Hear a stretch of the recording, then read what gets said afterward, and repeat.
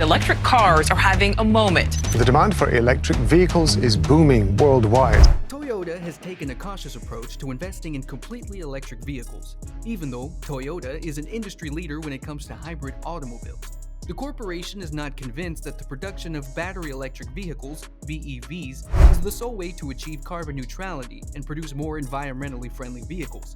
Toyota has set a goal to create 3.5 million electric vehicles by 2030, which would be more than a third of its present sales. However, they are still dragging their feet when it comes to BEVs. But why? What is Toyota's long-term plan? Before we get started, remember to smash the subscribe button and turn on post notification bell. With that done, let's get started, and don't touch that dial. Roughly 20 years ago, Toyota Motor became the go-to automaker for environmentalist and eco-conscious consumers in the United States by releasing its Prius hybrid. This electrified vehicle was among the most environmentally friendly and fuel-efficient automobiles ever manufactured. The increase in demand for the car coincided with an increase in the price of petrol, which motivated other automakers to release various hybrid vehicle types.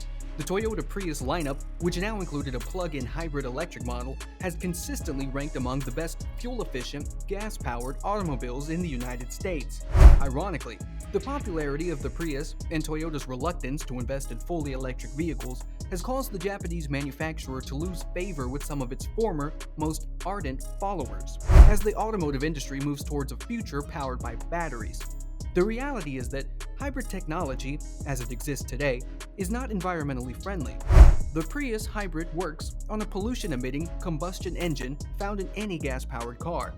Greenpeace placed Toyota at the bottom of a research that compared to decarbonization efforts of 10 different automakers.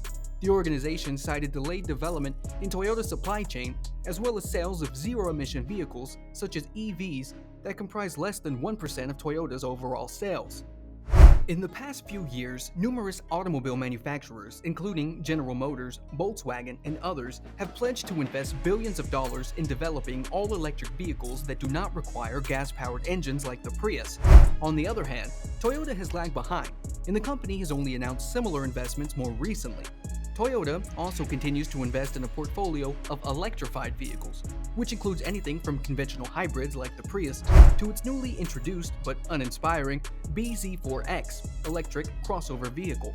Even though the company has set goals to become carbon neutral by the year 2050, this strategy has placed the world's largest automaker in direct competition with many of its other competitors. It has also raised questions about the company's dedication to a sustainable path forward for the industry. Similar investments are being made by Stellantis, Ford, and other Japanese automakers in electrified hybrid versions of their vehicles. Nonetheless, it is notable that the patriarch of mainstream hybrid vehicles is taking a conservative approach to electric vehicles. Toyota's executives argue that the company's strategy is justified because not all regions of the world will adopt EVs at the same time due to the high cost of the vehicles and a lack of infrastructure.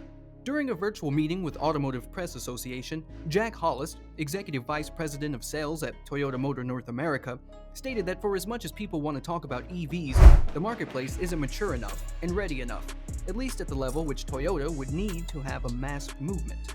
Hedging bets.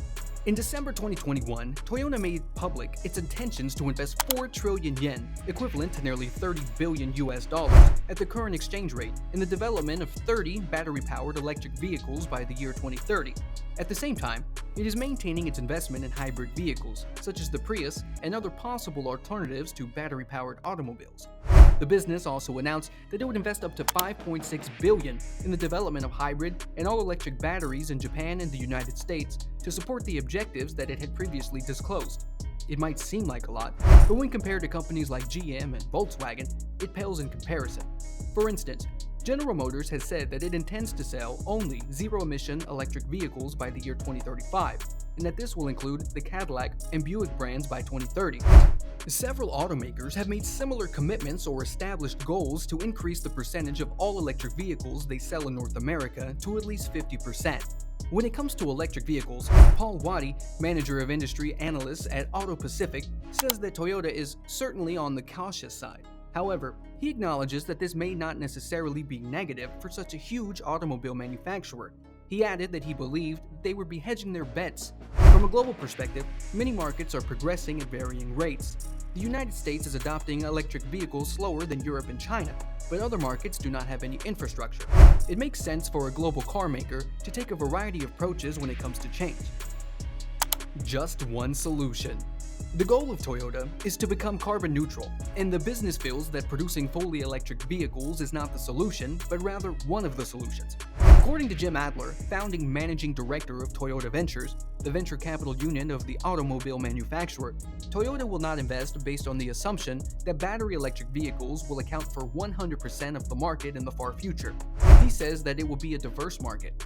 In addition to hybrid and plug-in electric vehicles, Toyota has made significant investments in hydrogen fuel cell electric vehicles, including developing a new generation of its Mira model.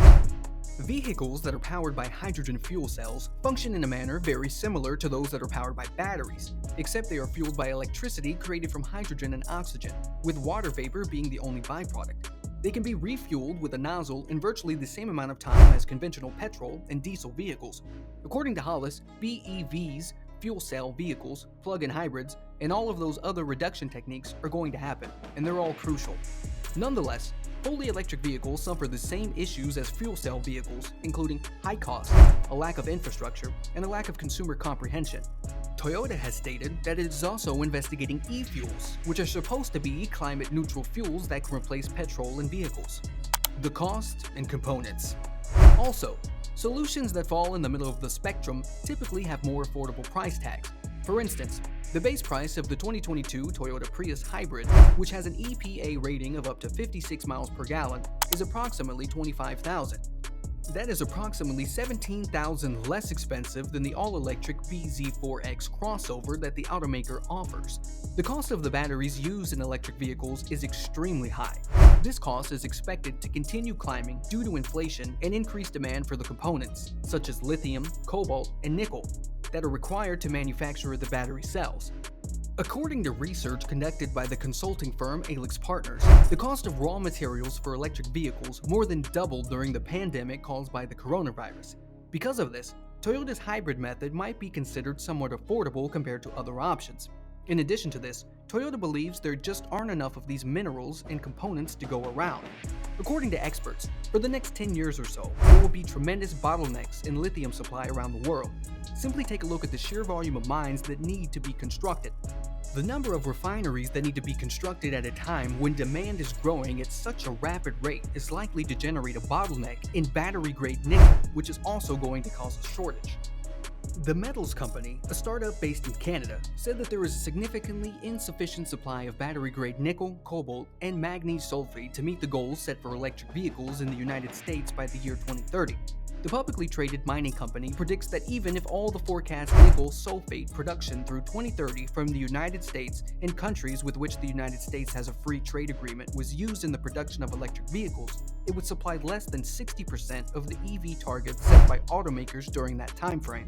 The current president of Toyota, Akio Toyoda, was also the grandson of the firm's founder, has been outspoken in his criticism of companies like Tesla and the disruptive nature of the company in comparison to the established market leaders. Akio Toyoda has extended his criticism of Tesla to encompass the entire strategy surrounding the shift to electric vehicles as a way to lower carbon emissions.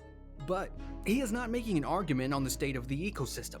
It is about the number of jobs that will be lost in the automobile manufacturing business in Japan as a result of the transition to BEVs. Because battery-powered electric vehicles can be assembled with a smaller workforce, and because they include fewer parts, the ecosystem of third-party suppliers will be cut in half.